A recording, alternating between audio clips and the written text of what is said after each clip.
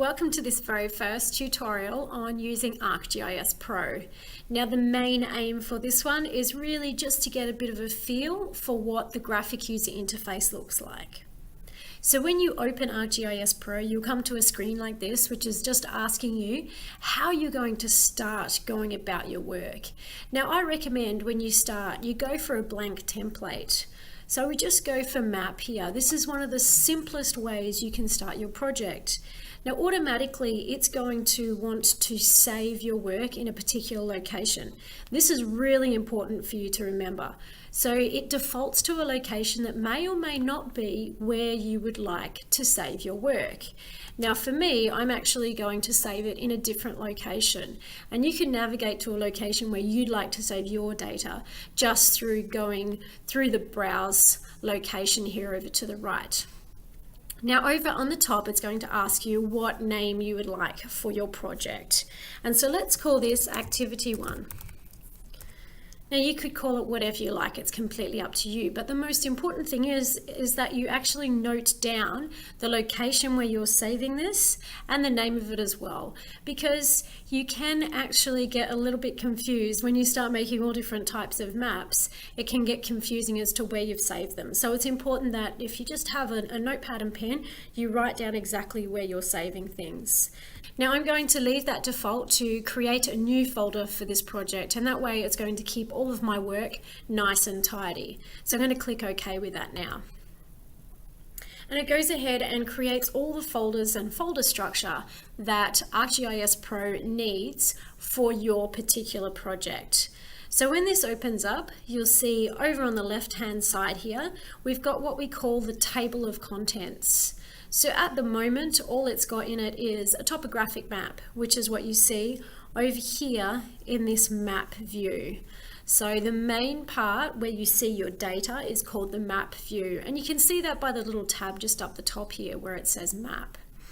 So again, the table of contents, and this is where we're going to add all of our data into this area, and we will see it listed just like you might see in a table of contents in a book, for example.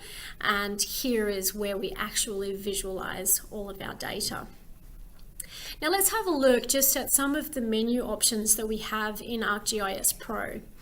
Now first of all, we've got a menu bar just across the top here.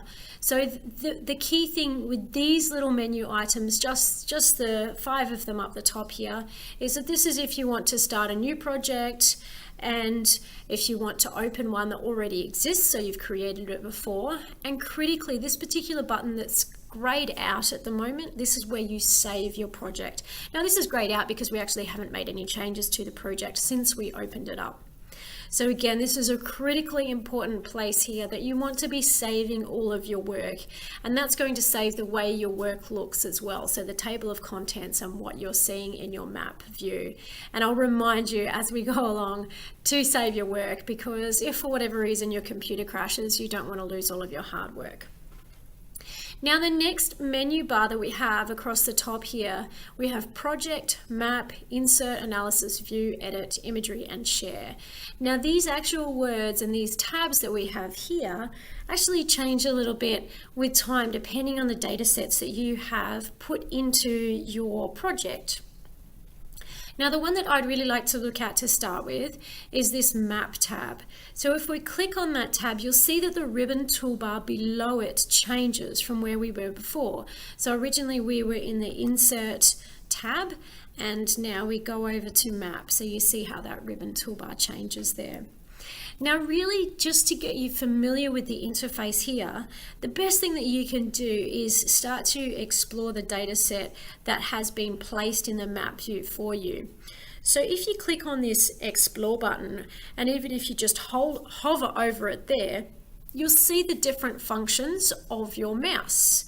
Now I'm on a laptop today, so those functions are a little bit different for me because I'm using the trackpad on my laptop. But if you're using an external mouse, this is a really useful pop-up bar for you.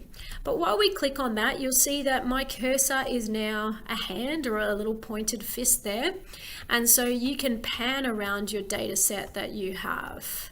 So a really easy way to start navigating. Now you can use the zoom tools that you see up here. So this one is just zooming in by a fixed distance if you only want to zoom in a small amount, and then zooming out.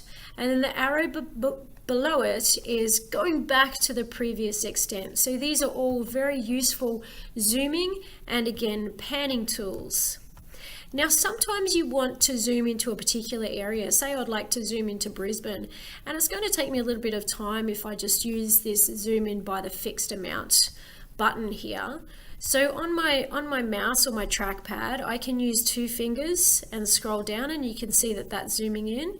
Or if I push my 2 fingers up on my trackpad, then that's zooming out. Now you can also see if I hold down the shift key, I get a little zooming magnifying glass, and I can now use that to draw out a box of an area that I would like to zoom into. So sometimes that's a bit more useful as well. Now the final zooming tool that I really like in the upper left here is the one that looks like the globe, and if you click on that, you're going to zoom all the way out to the full extent of all of your data sets.